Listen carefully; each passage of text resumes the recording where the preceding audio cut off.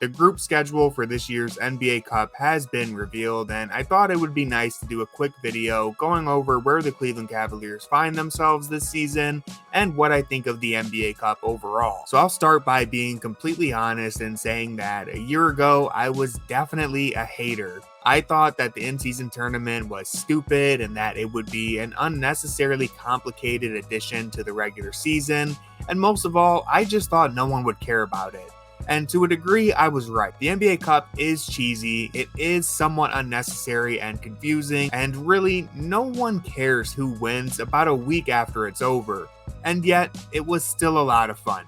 I was surprised by how much fun those games were last season, and I'm surprised by how badly I want the Cavs to qualify for the tournament this year. If you don't remember how all of this works or what happened last season, then there is a great guide on NBA.com that explains all of it better than I can, but to quickly do my best, basically it starts with a group stage where all 30 NBA teams are split into 6 groups. This year, the Cavs are in a group with Washington, Atlanta, Chicago, and the Boston Celtics. Those 5 teams will each play each other one time, and the team that finishes with the best record in the group play will advance to the knockout rounds.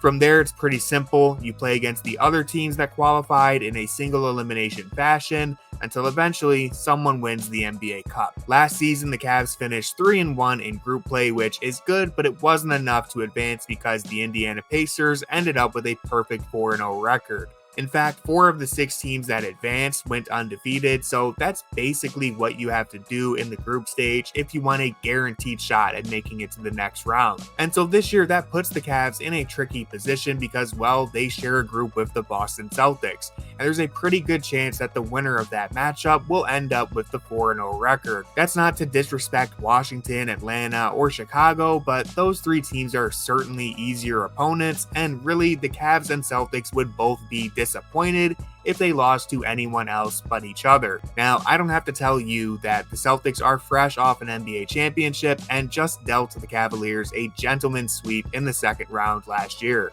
But let's keep in mind that series was competitive throughout, and if Jarrett Allen or Donovan Mitchell had been available, I think it could have easily gone to 6 or maybe even 7 games. The Celtics are obviously the better team, and last year they won 2 out of 3 matchups against the Cavs in the regular season, with their only loss coming in somewhat of a fluky performance by Dean the Destroyer.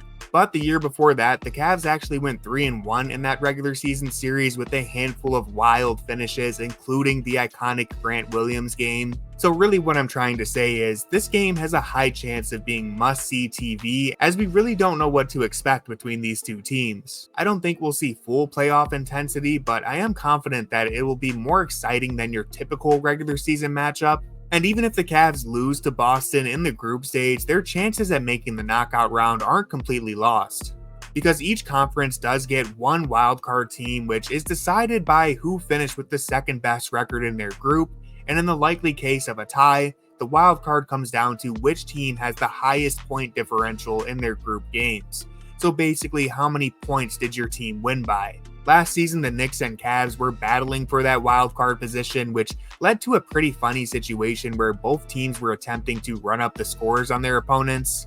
Cleveland beat Atlanta by 23 points and kept their starters in throughout garbage time, trying to get that differential even higher, and the Knicks did the same thing against Charlotte, ultimately finishing with a plus 42 point differential to Cleveland's plus 29. Now, the reason why I'm mentioning all of this is because the Cavs actually play Washington for their final game of the group stage this season, and that means even if they lose to Boston earlier on, the Cavs will still have a prime opportunity to beat the brakes off of a lottery team and juice up their point differential. Again, this isn't meant to disrespect the Wizards, but they did win just 15 games last season, and they're an easy target. So I almost think it would be more fun if the Cavs didn't go undefeated and instead entered that game against Washington trying their best to just run up the score. And of course, Atlanta and Chicago are both capable of stealing a game off of Cleveland. Again, the regular season is unpredictable, and Trae Young has always found a way to rise to the occasion in these big games. And that's what makes this whole thing fun, in my opinion, because in any other scenario, I wouldn't be diving this deep into a November schedule and trying to dissect these matchups. But the NBA Cup has succeeded in drawing me in for these games, and I'm genuinely interested in watching how it plays out.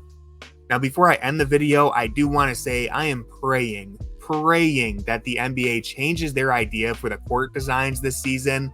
I love the concept of having a unique court for each team throughout the cup, but the colors from last year were so jarring and honestly kind of harsh on the eyes that I'm really hoping they find a cleaner look for this season, please. And anyways, that's all for today's video. I know this is the most boring part of the offseason, and a discussion on the NBA Cup schedule isn't very exciting, but I gotta make content somehow. Me and Jackson actually just did a 45-minute pod yesterday on the Guerschon Yabusele rumors, as well as a little recap of the 2024 Olympics. So if you're interested in that, then please go check it out. And if you enjoy my content and you want to support the channel, then all you have to do is hit subscribe or drop a like. Those two things help me out a bunch, and I really appreciate it. And with all that being said, go Cavs.